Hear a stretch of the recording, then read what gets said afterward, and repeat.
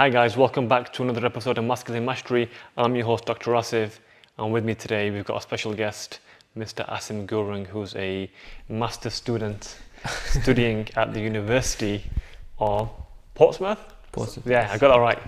And we've been living together, working in the NHS, and he's got a keen interest in calisthenics, aesthetics, working out, and overall self-improvement. And above all, he's a great chap who's willing and eager to learn, and I've taken him on as my young protege to learn all about the things I've learned as an old man of 35, old enough to be his dad almost.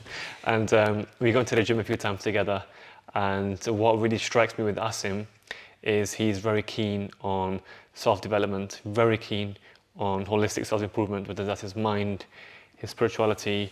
He talks about careers a lot, and he talks about his physique, which is very important to me, as you know, being a doctor who tries to get people away from therapies into fitness and wellness. Asim, welcome.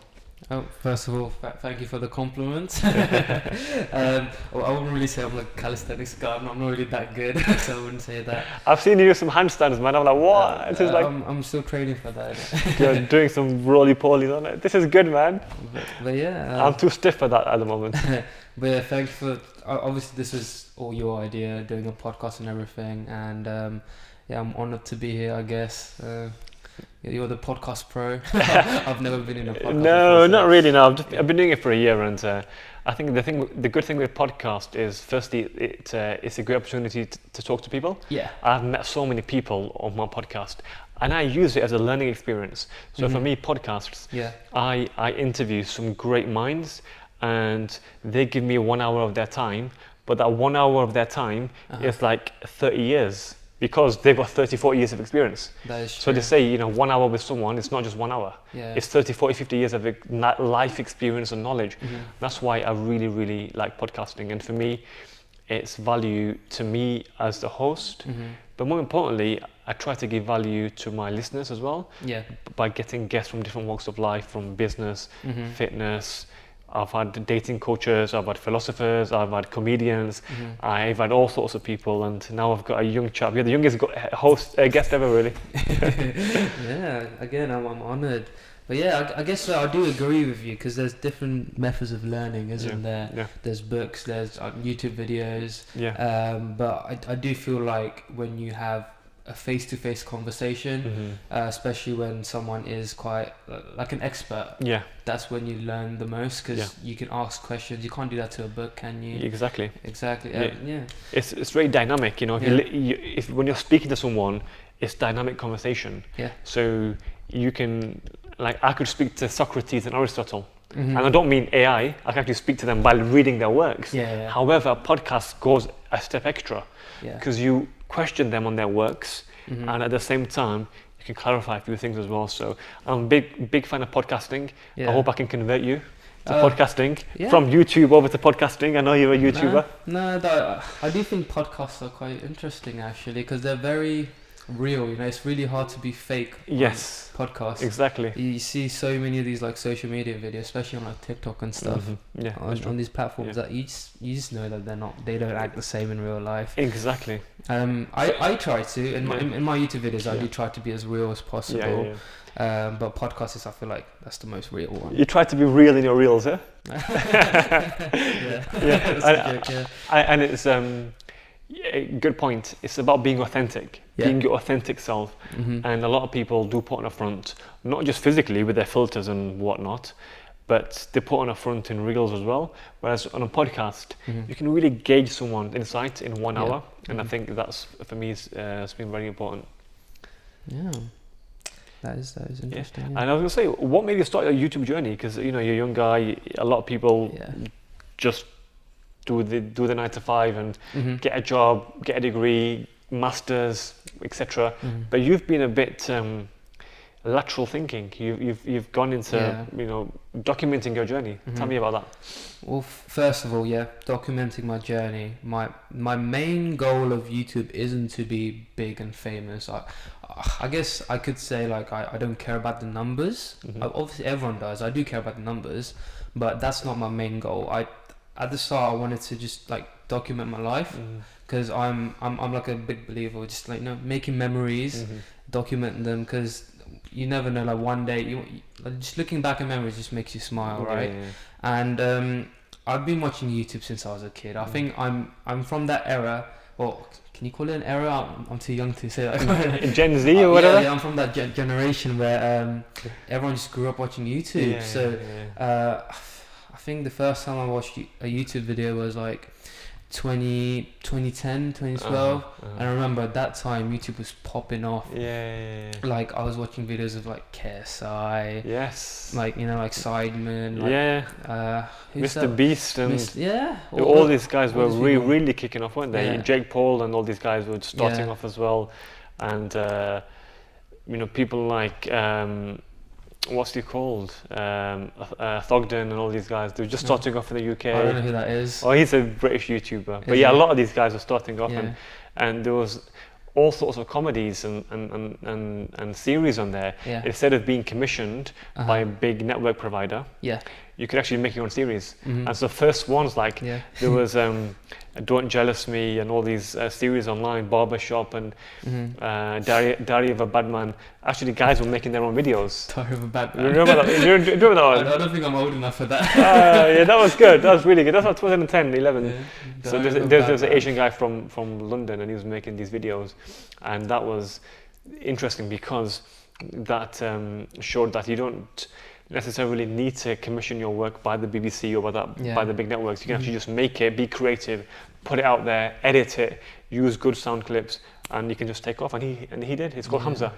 I think one of the first YouTubers that I like really loved was, do you know a guy called Ryan Higger? No. He's also known as like Niga Higa. So I think he's Australian or from New Zealand. Actually, might be America. Actually, so I don't know this correctly, but he made this like really funny like videos with like really good like editing skills and stuff, and like it was just entertainment. I found it really cool. So, and from that I kind of wanted to like, I got inspired. So I got inspired from all these big YouTubers. But when I started YouTube, I would say I was mainly inspired by my cousin. He is also a YouTuber, much more successful than me. He's got the numbers up there. And then I was like, oh, he's literally he's my cousin. He's almost like basically like a brother to me. Literally lives 30 seconds away from me. I see him every day. Why don't I like start a YouTube channel as well? It's what I've always wanted to do. Exactly. And like I've got this resource right here in front of me. I can ask him questions. Exactly. I can ask for advice. He could be my mentor or whatever. Absolutely. And I was like, I've got the opportunity, so I just take it, you know. You know, they say you stand or you look further by standing on the shoulders of giants. And I'm a big believer in not just coaching, but I'm a big believer in mentorship. Get someone who's a mentor to you, someone who's older, someone who's trodden that path before, and all you've got to do is follow their blueprint. It's hard not having a blueprint. But once you've got a blueprint, just do what they do. It's all reverse engineering. Do what they do, get to the end point, and reverse engineer each step of theirs.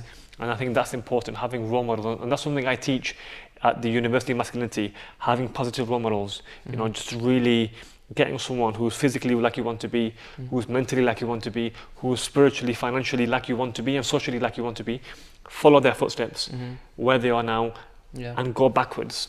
And like Isaac Newton said, we only look further by standing on the shoulders of giants. The giants have done it before us. We just stand on their shoulders and look further ahead.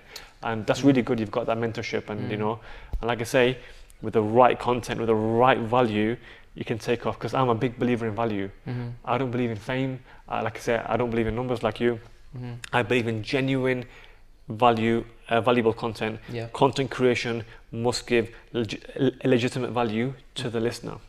They say if you've only got 10 views on your YouTube video, but one of them views could be Oprah, second view could be Barack Obama, third view could be someone else. You don't know who them 10 views could be. Never know. So just put out content, put it out. And someone's got 3 million views, but that could be some teenage girl in South Korea. So it doesn't really matter. You know, or it could be a bot farm in Singapore. So it's never about the numbers. It's about value, and especially the content I put out. I want to change men's mindsets. If one person can be prevented from suicide, be prevented from a mental breakdown, then that's for me job completed. Because my whole aim is to get people off therapy, off tablets, into becoming the best version of themselves. Yeah. You know, men commit suicide at 2.5 times the rate women do. It's the biggest killer of men under 45. Yeah. Bigger than, you know, diabetes, heart attacks, strokes, bigger than road traffic accidents. Suicide for men is no joke. It's such a big thing. And one of the biggest causes of that is financial stress. Yeah. Men have to pay the bills. They don't know where to go. We've seen a huge economic recession since COVID 2020. But before that, 12 years before that, 2008 was an even bigger one. Yeah. So a lot of men had just about recovered, and then they got hit by the COVID. So you know, men's mental health went down the drain. Yeah. And I'm a big believer in, you know, get out there, get to the gym, get yourself focused, build discipline, and you build discipline through mindset, you know, actually being able to focus. It's very hard in today's world. We're getting pulled in different directions. And that's why, again, I'm a big fan of podcasts, because we can speak for 1 hour as opposed to 30-second TikTok videos. yeah. You get more out of a podcast, and you can talk about so many things. Absolutely. But yeah, I do agree with you. I do feel like mental health for men has decreased throughout the recent years, especially during COVID. What do you think is the main reason? Because personally, I feel like it is also societal pressure, but it's also, I feel like, because men feel like they shouldn't express themselves. Yeah. Do you think like those are big factors? I think they say when men commit suicide, they've already died. They've been dead for many months and many years. Okay, yeah. Suicide is actually just the action. They've already decided in their head they're going to commit suicide. Yeah. And suicide is a logical, measured, sensible decision for them in their eyes. Yeah. Because they see, look, I've already lost this game of life. Let me check out early. Yeah. And checking out early from life in general is what men see as a plausible solution to untenable problems. The problems are untenable, we can't solve them. And a lot of the time, these are financial. I'm in £8,000 debt or whatever, interest is more than my debt now. You know, it's spiraling out of control, it's a negative spiral. There's no way I can pay this. Let me just end my life. Because the pain is sometimes so much, and I say this to men out there all the time. If you are listening, if any man is listening, it's really important to speak. Talking, it saves lives. Speak to your friends, speak to your colleagues, speak to your friends and neighbors, speak to your work colleagues. Speak. Speaking saves lives, because a lot of the time, even as doctors, we do not know what's going on in your mind. There's no way to tell. Men are very stoic when it comes to mental health, and I must stress the importance of speaking openly. We used to have barbershops and pubs and bars and clubs, golf clubs, sports clubs, etc., where men could speak. With COVID, a lot of these have closed down. Retail has gone online. Men are not speaking anymore. Speaking saves lives. And secondly, I wanted to say as well, you know, men do not like to burden other people. Yeah. And I think that's the main issue. Men are like, this is my problem, you can't solve it, so let me solve it myself. Yeah. And if I can't solve it, the only solution to this is suicide. So they see it as a solution. Yeah. Men's mind is very logical. That's the way we're wired.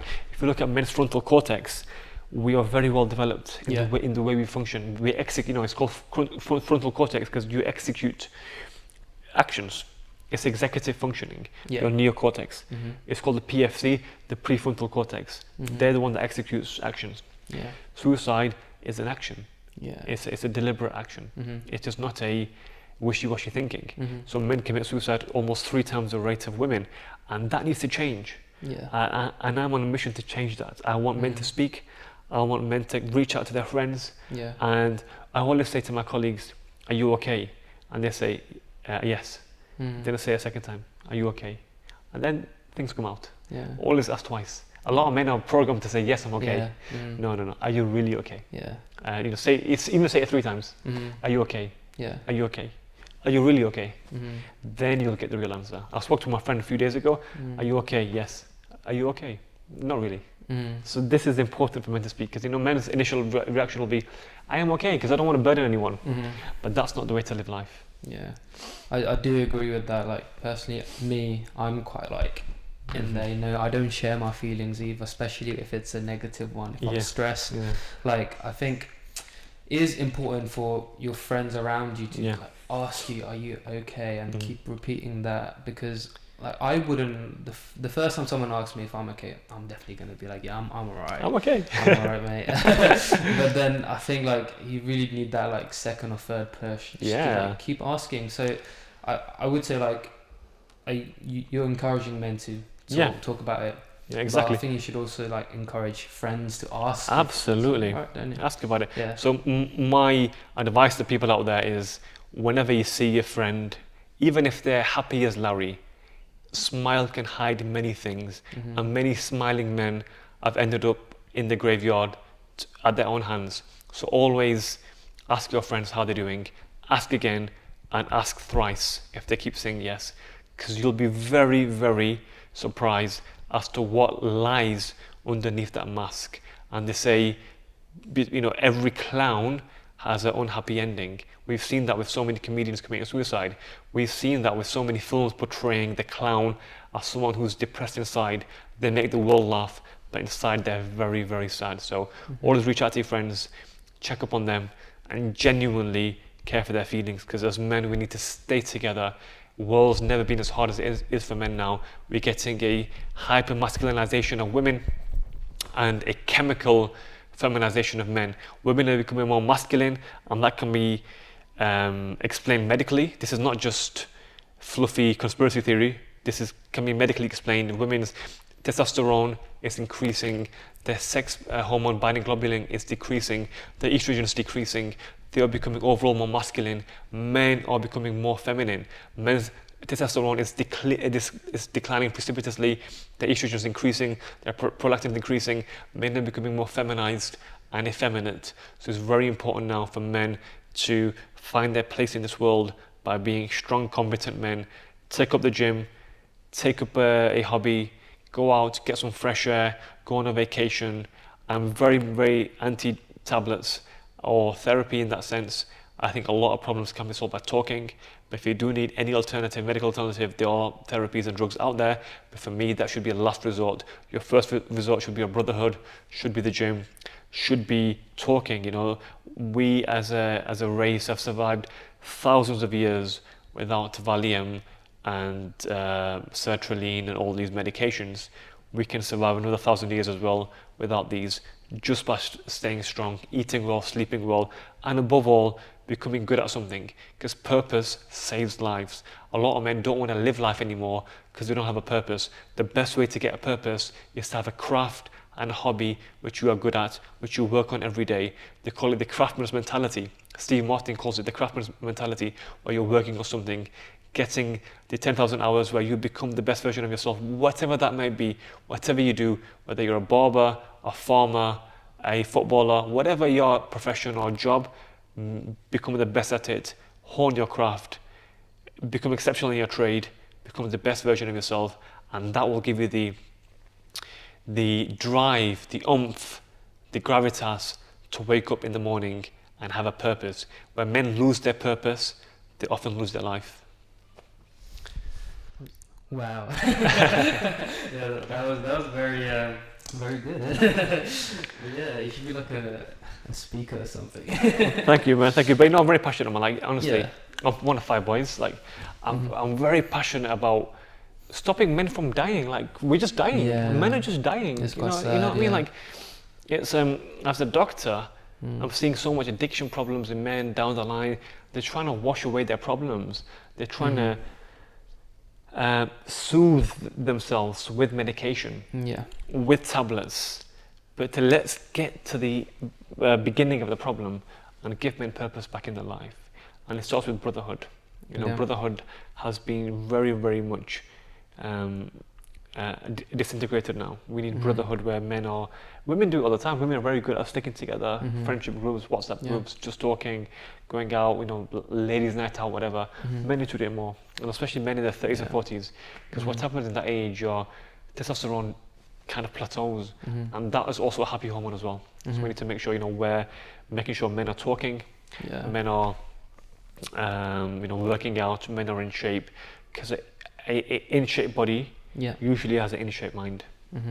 Yeah, I agree. Like, definitely, like, surround yourself with supportive people. I think, like, keep your friends. Don't say no when going out and stuff. Yeah, exactly. We are social beings, and we're not meant to be alone. They say there's actually a very good book called Never Eat Alone. And it says people who eat alone live like 7-8 years less than people who don't eat alone. Oh wow! So it's not about, it's the same food, just the fact that the hormones that are released are different. Serotonin, the endorphins, the enkephalins, these neurochemicals, oxytocin. When you're in a communal gathering, as humans, we have always eaten together. Random men, they used to go hunt and then eat together. At the end of it, nowadays we eat by ourselves, and that's very, very damaging. We should always eat communally with friends and family. That communal bond releases chemicals which really bring us together, grant us happiness. I know patients in the 90s and 80s who are living by themselves. So tell me about your experience then. You're a young guy. I'm millennial because I was born in the 80s. You're Gen Z. I'm Gen Z, Yeah, Gen Z, yeah. So tell me about your experience of mental health. I think, people talk about men in their 40s and 30s like me, but I think you guys have it tough as well because you've grown up with social media. You've grown up with this dopamine influx, and our brains are not used to that. Our brains are not wired for quick videos. Like I remember YouTube came out. I think it came out 2004 or 5, I don't know, but I first saw YouTube in 2005 or 6. I was in college. So I didn't grow up with YouTube. I grew up in my whole college and my school wasn't with YouTube. Facebook came out when I was in my first year uni. Twitter came out when I was in my third year uni. And Instagram came out when I was in my 4th year uni. So I spent most of uni without this social media. You know what I mean? Whereas you guys, you've had it not from uni or college, you've had it from school. So how's it been for you then, looking at people on Instagram and maybe looking at exes and looking at, I don't know, girl next door and looking at the boy next door and he's in great shape, and how's it been comparison-wise for your mental health? I think the main problem for our generation with social media is that image that you see. You see models online, or especially TikTok. On TikTok, you normally get famous if you're good looking. And then you start to think, oh, I'm not as good looking as this guy, or even girls. I think there is a big problem in the girl community. Like, they definitely compare themselves to these good looking girls on TikTok or wherever. So I think that's the main problem for our generation. It's just that image that's shown, that what we should look like instead of what should be inside there. But personally, mental health wise, that image doesn't affect me as much. I think what affects me is relationships and stuff like that. So obviously you're talking about exes and stuff like that. I've had exes as well. I've had relationships before. The difficulty with the social media era is you still see your ex. You still see them, man. You still see them. They'll be there somewhere. Whereas in the past, they're gone. You don't know where they are. They could be anywhere in the world. Exactly. Now they're still there, liking whatever, or her friends like your picture, and then you're like, you can never really get rid of them. You can't stop thinking about them. They're always in your mind. You see them and you see their life updates. They'll be with another guy. You'll be like, oh, okay then, great. So that's one of the problems. Listen, they're with other guy, you're with me. So you've won. You've won in life. You're with Dr. Asim right now. You've won in life. But yeah, that's one of my problems. And then get rid of social media. There's obviously another side of mental health that I've had a struggle with. It's just that I think that fast-paced life, everyone wants to get things done straight away. They're like, oh, when are you going to get a job? Like, how much are you going to get paid? It's got to be a good job. Like house prices are increasing, and you're like, I've got to pay for this when I'm older. Is my job going to pay for this or not? So like, I've got a bit of societal pressure, I guess. Like, I've got expectations in my mind that I feel like I might not meet. And also, I know, being of the same culture as you, I know the whole Asian boy thing. You're like, you have to be the boy, and you have to be like, as an Asian lad, you never live your own life. You live your life through your parents' eyes. they want to be proud of you. Yeah. They want to hang that master's certificate in their living room. Yeah. Not for you, for them, for their relatives. Yeah. So definitely, and this is not spoken about enough, especially in the Asian community, where men are just supposed to be men and supposed to compete with other people. And yeah, absolutely agree with you. You've grown up with it. You've grown up with the comparisons. You've grown up with looking at people. But I do agree that it's worse in women. Women do have this social media, that body image issue. Yeah, of course, and it's been talked about quite a lot. But I think it's very important to be authentic. You mentioned this in the podcast. Be authentic. A lot of people, if you got a freckle, I've got scars all over my face. I never cover them. I've got imperfections. It doesn't stop me from putting myself out there. I could easily put on a filter or whatever. I don't do it. I don't want my sons in 30 years time saying my dad was a clown. Like he had a different filter on every time. I don't want that. I want them to be authentic and genuine. I think that's important. And I think your message will go beyond how you look. If it's a strong message, it really is. If it's a strong message, it will go beyond how you look. And I think that's the message I want to put out there to a lot of people: is be authentic. We can all give value to the world. Before we die, we'd all give value. I know for a fact, and I can tell you as a doctor, next century you won't be here. I won't be here. Next century you won't be here. Definitely won't be here. 100%. Maybe 50 years time I probably won't be here. You might be here 50 years. But 50 years I probably won't be here. 25 you might not be here. 25 you don't know. However, this video won't be here forever and ever. It could be 1,000 years. And you talked about legacy. And this is why I wanted to do a podcast. Not just TikTok reels where I'm just slapping my face and whatnot. I don't know, these stupid pranks. There's no value in that. Value is in content creation, giving value, to other people. And what you said as well, documenting your life. It's so important. I started journaling 3 years ago. I kept losing my diary. Typical doctor. I just kept losing, and I couldn't read my handwriting. I'm like, what have I written? What have I written? I don't know what I've written. Then I started tweeting. Oh my God, Twitter's really good to document your thoughts. Then Twitter's got a limit. So I'm like, I've got a really big book of ideas in my head, but I can't write on Twitter. Then I started podcasting. I'm like, forget this. Let me start podcasting my thoughts. You got freedom. Exactly, I got freedom. If the battery stays alive, I got freedom, And most importantly, going back to what I said about eating together, I've got freedom to discuss my ideas with other people in a conversational way. Because talking is therapy. It's like eating together. It's the same food, but it's doing it together. It's the same ideas I have in my head. But instead of journaling them on paper or online, I'm podcasting them in a conversational way. And that for me is both therapeutic and cathartic as well. And I think it's very important to document and release your ideas. I remember when it was me, you, Shaba and Ridwan, we had a conversation. It was, what was it, like 2 hours or whatever? I was getting like... You were getting some gems, right? From about 3 guys in their 30s. Giving you like... Giving all this life advice. I'm like, what? I'm learning so much. But all of that was like, okay, I feel a bit more prepared to turn into a proper adult.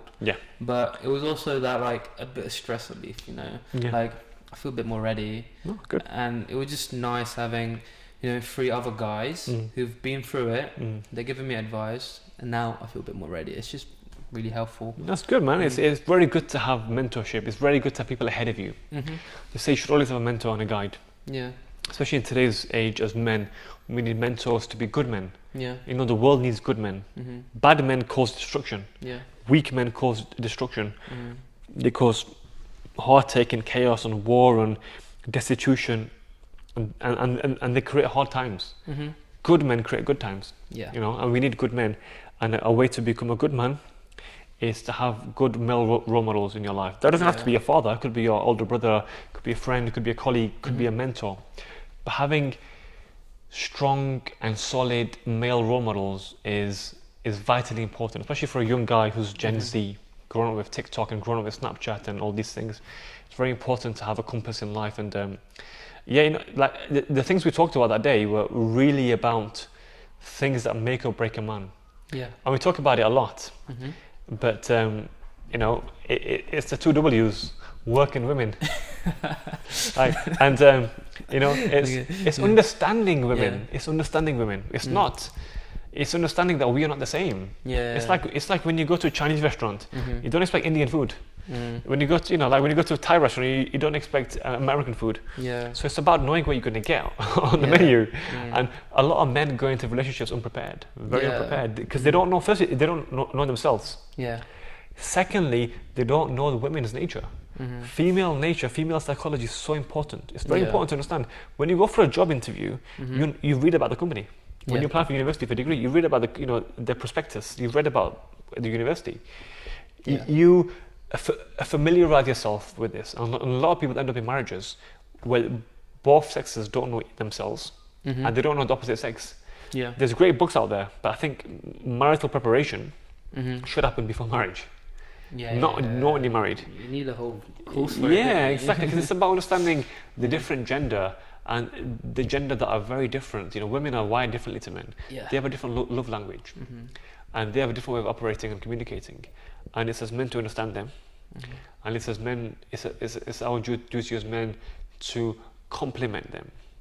And one thing I do want to say, I think, you know, a lot of men struggle with women because they put women first. I always say to any woman, you know, I'm with or I'm speaking to, you are number 3. My first thing is my mission. Then it's my health. Then it's you. If I put you number 1, my mission will fail. I'll become a purposeless man. And we talked about this before. A purposeless man finds no value in living day-to-day life. So he often then ends his life. He checks out of life. Put your mission first, and then put your health first. A man who's out of shape can become a better husband. He can become a better father and a better provider when he's in shape. He can think properly. He's, you know, he can do, he's a fun guy to be around. He's mentally in shape. He's physically in shape. So always put your health and your mission number 1 and 2, respectively. Number 3 then should be whichever woman you're with, but don't put her first, because when you put her first, you lose her and you lose your mission as well. So that's one thing I do want to say to men. You know, by putting your woman number 3, you are inadvertently making yourself a better husband. So there's nothing wrong in not putting her number 1. When you put her number 1, you fail. I guess, like, just because they're number 3 doesn't mean you're ignoring them. Exactly. You still care about them. Exactly. But when you have a purpose and you're working towards it, you have a positive mindset, and then you just attract positive vibes. Exactly. Then that should hopefully lead to your wife being a bit more positive as well. Absolutely. It leads to a better marriage, because here's a man on a purpose. And they say a man with a mission needs a woman with belief. You should have a mission and a vision and a purpose. Without that, you're pedestalizing women. They've become your purpose now. And you can't lead as a man. A man's supposed to be a leader. He can't lead if he's put a woman on a pedestal. He cannot lead if he's pedestalized women. He must now, you know, remove her from the pedestal, put himself first, fill his own cup, then he can pour for her, and he can become a good, well-rounded man. He can become richer, more successful by putting his needs first. It's not being selfish, actually. By putting your needs first, you become a better man. Therefore, you can become more selfless. People don't understand this, and it's very important as a man to have a solid purpose in life. Build. I say the 5 B's. Build your brains, build your business, build your body, build your brand, build your bank balance. 5 B's. That's it. Just build. Everything else will come after that. Just build. Do not lack in any of these things. You don't want to be that bald guy in the BMW.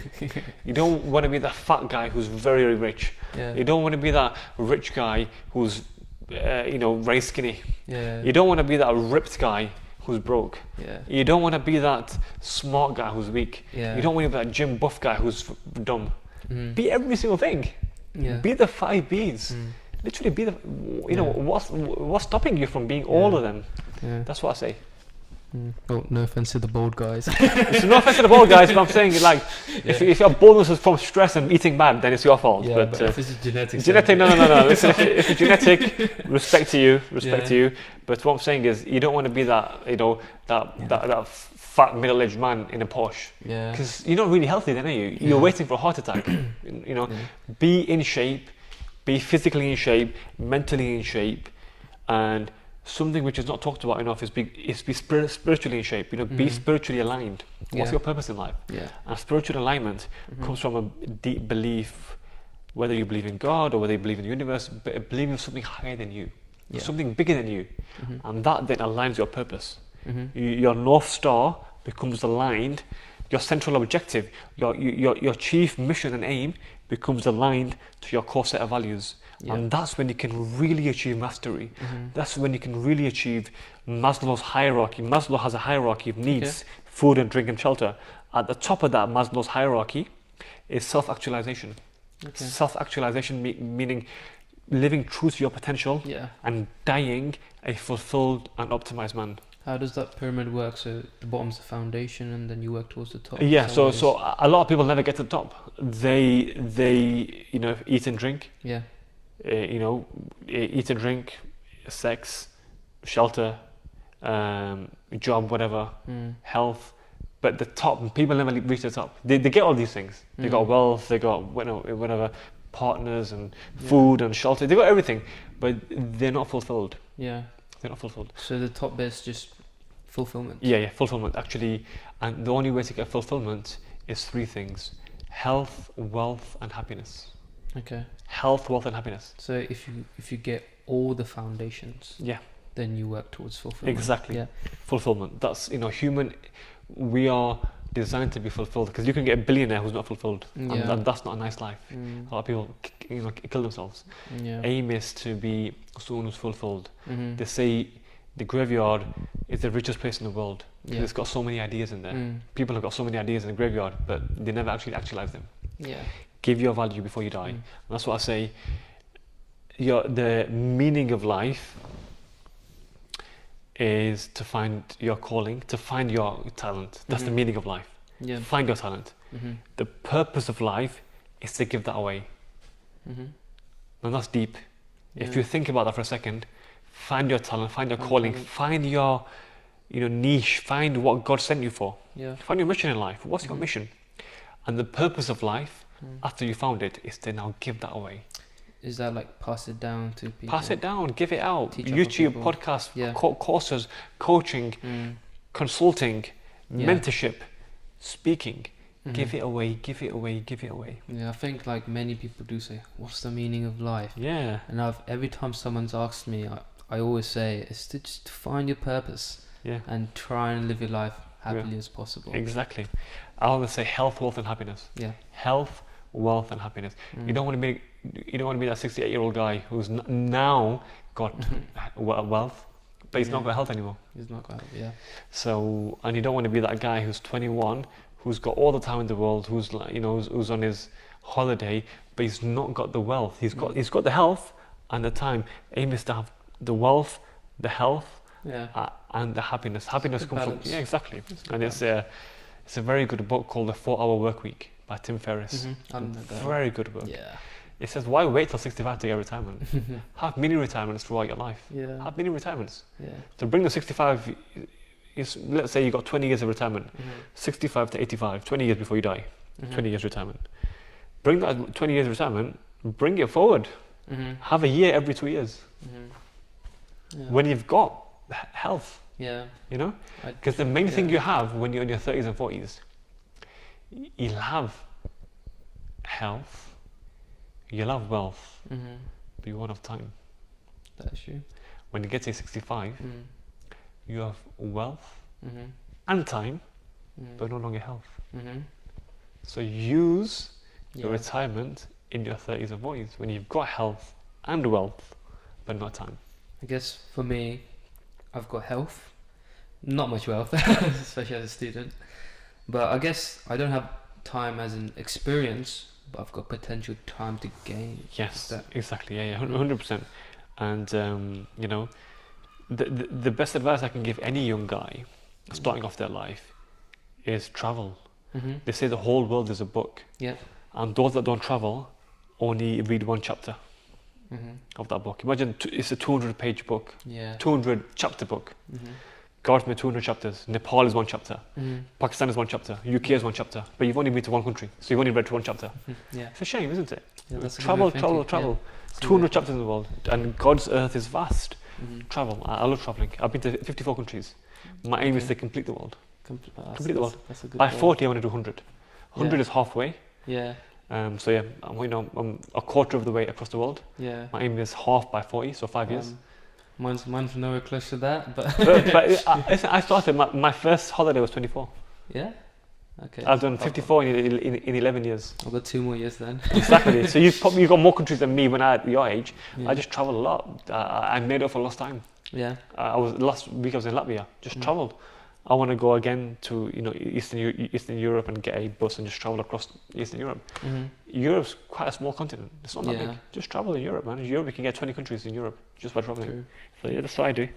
Nepal's big. It's very hilly and mountainous, and it's hard to travel. You've got to have a guide there. Yeah. But Europe's so flat. I just get a bus and go from one country to another. Bus, train, plane. It's got everything. Exactly. So it's not hard. Yeah, exactly. 100%. It's cheap as well. You can travel in Europe for very, very cheap. Yeah. Yeah. I was going to ask you. You're 20. I'm 22. Yeah. This year I was 22. Yeah. When is your birthday? May. So I just turned 22. When in May? The 4th. I'm the 2nd of May. Is it? Yeah, so you're Taurus, yeah? Yeah. I'm Taurus, yeah. Same day as David Beckham, 2nd of May.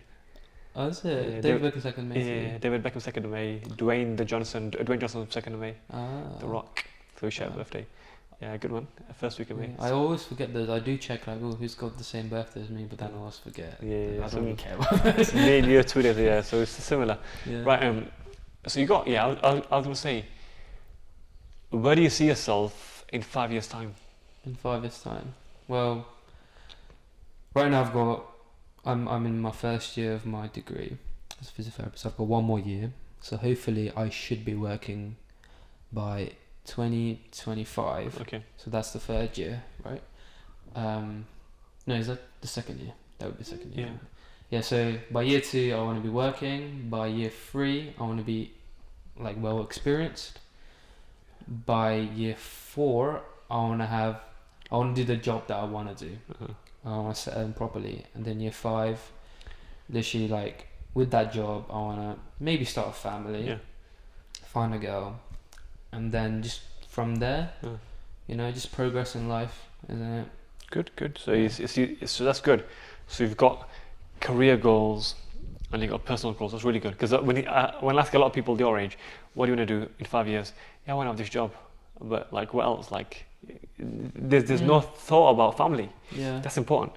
Because I think the right woman will accelerate your growth. Women are like catapults. You're going that way anyway. They're just going to catapult you forward more. Yeah. They're going to give you that, that jet fuel to really propel yourself forward. That's important to think about that. And it's important to have kids, I think, when you're young as well. Like I was 29 when I had my first son. I think great age. Great age to have, great age. When they're in the teenagers, I'll be in my 40s. Yeah. Still young enough to wrestle with them. Yeah. I don't want to be that guy who's in his 50s and 60s and still got. I want to be a young dad as well. It's great. My parents got me, gave birth to me when they were 25. Yeah. And then I remember wrestling my dad. It was all fun. I could still wrestle him right now, and he'd still give me a good one. But you're just able to do more with your parents, and that is important, isn't it? You want to go to holidays with your parents. You want to go on morning walks. Exactly. With the old parent, you're not going to be able to do that. Absolutely, it's very important. I think that's key there, and not to say children and family hinder you. I think they will push you because you'll have a greater purpose. I've got kids now. I want to become more successful. Yeah. Because I've got that driving force behind me. You also have similar thoughts because your generations will be closer. Yes, exactly. Like my thinking compared to my grandparents is going to be very different. Yeah. So if my parents are closer to my grandparents' age, they'll be less supportive of what I'm doing right now. Yes, exactly. Like all this YouTube stuff, my grandparents probably don't care. Yeah. But luckily, my parents, they are supportive and they do like support me with this. They're like, okay, do it. Yeah. As long as you get your good grades, you can do whatever you want. Exactly. Yeah. And that's very key. And my father was 37 or 38 when he had me. Different generations. This big difference. Almost 4 decades when he had me. And that makes a big difference because he didn't grow up with the internet. I don't even think he sent an email in his life. Like, he's never sent an email in his life. And I always wanted to be a young, cool dad. Yeah. My son is now 5. So, when I go to his parents' evening, I want to be the coolest dad there. Mm-hmm. The coolest dad who's still in shape, who dresses well, who smiles well, who's got a nice car. It makes the kid feel good as well, doesn't Exactly. it? Like, oh, this is my dad. This is my dad, you know. And like you said very eloquently, a lot of it is decreasing the age gap. Yeah. You know, don't have a 40-year gap between you and your kid. It's too long. Yeah. Way too long. Have it reasonably 20 years is good, 25 years is good. Yeah. Where you're almost just one generation apart. Mm-hmm.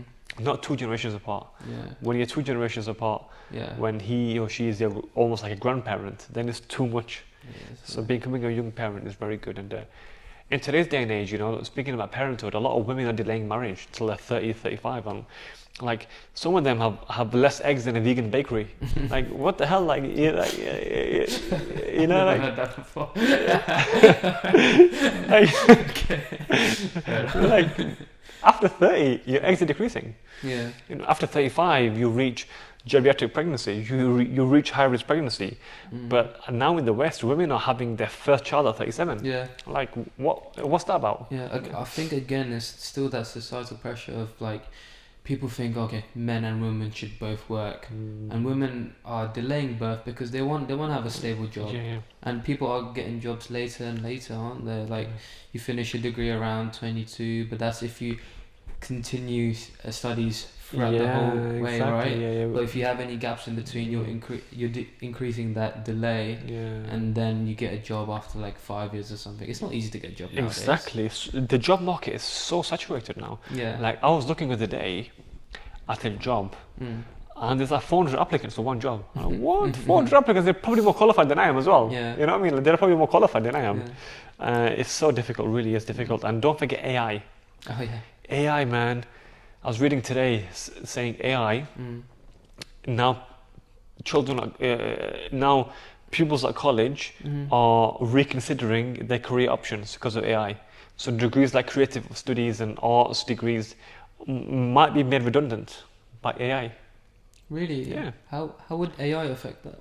Because AI can produce images, and it can do Photoshop and color gradings and all that kind of stuff.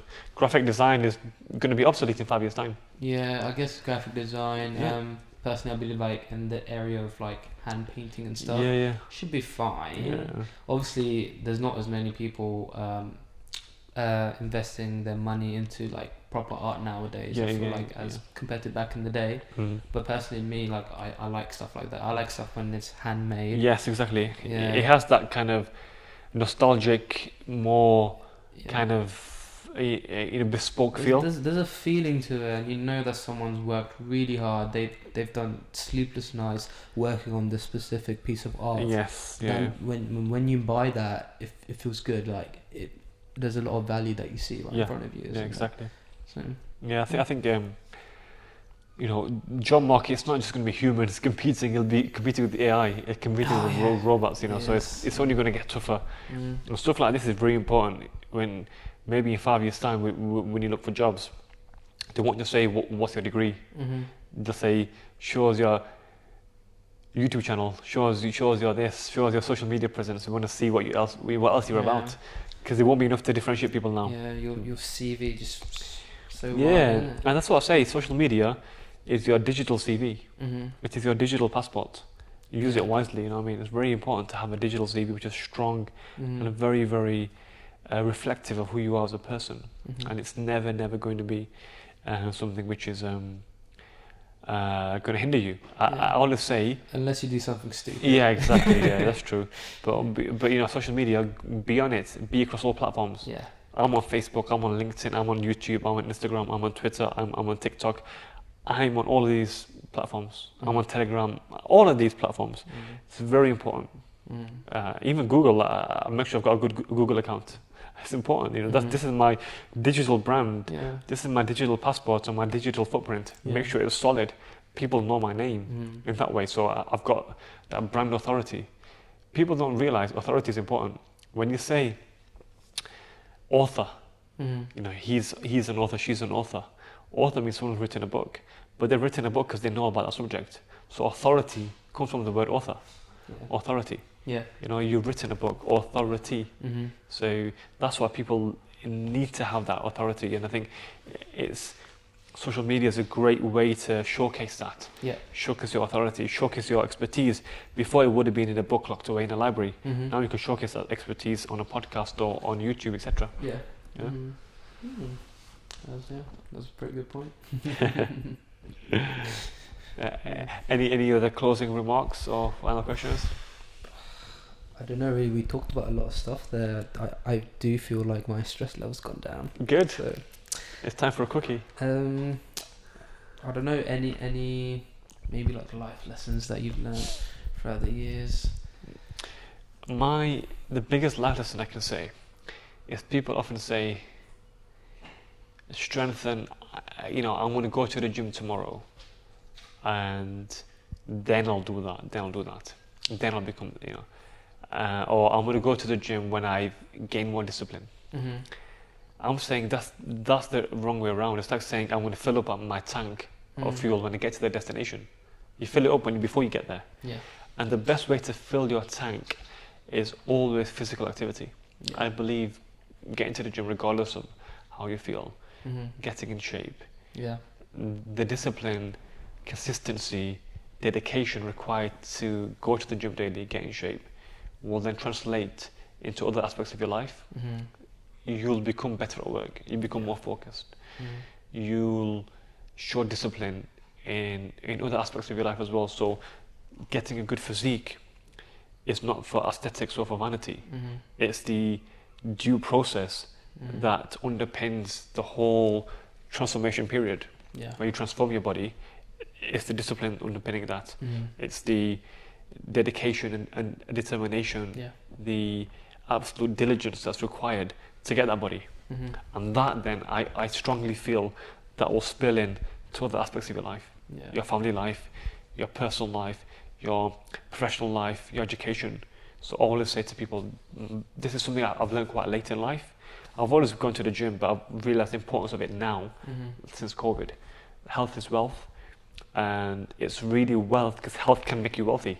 Because when you're in better shape, you've got that willpower, that discipline, you've got that focus, you've got that deferred gratification, which can then get you wealthy, make you wealthy. Because that's what wealth creation requires, discipline and deferred gratification. But you've already built a bank of that from working out. So I always say, put your body first. Always work out first. Yeah, I agree. Like there's motivation, but then there's discipline. Yes. Motivation isn't always there, is there? It's a feeling. I'm motivated today. I'm not motivated tomorrow. But you just got to do it. You can't rely on motivation. Yeah. Discipline. If you're disciplined, exactly, you're always going to be there. Exactly. Discipline is so important. Like for me, discipline is non-negotiable. Just be disciplined. It's very, very important. And that you see the most successful people in the world are very disciplined. Yeah. Very disciplined, and not just with their goals, but the way they treat their bodies. Yeah. That's the biggest lesson I can give anyone. Just get in the gym and start smashing weights, and you'll see the effect of that on the rest of your life. Yeah. Well, thank you for that life lesson then. No, it's fun. And any other last questions or any other advices you want? I think we covered a lot. I don't want to fill my brain up with too much information. No, that's good, man. No, that's good. I want to actually use this information before I take one anymore. No, I think it's been really good speaking to you. Yeah. And I'm glad you found benefit. I found benefit speaking to you as well. And let's continue the life. Life continues, man. Let's continue the journey. I smash a session in the gym now, actually. I do need to go to the gym today still. We can have a quick session. But no, thank you, bro. Yeah. Good having you on.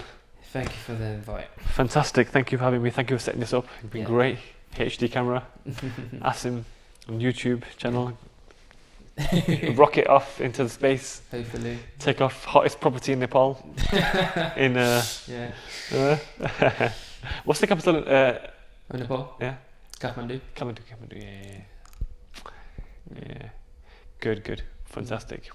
Good stuff, bro. Thank you, man. Brilliant. That was amazing.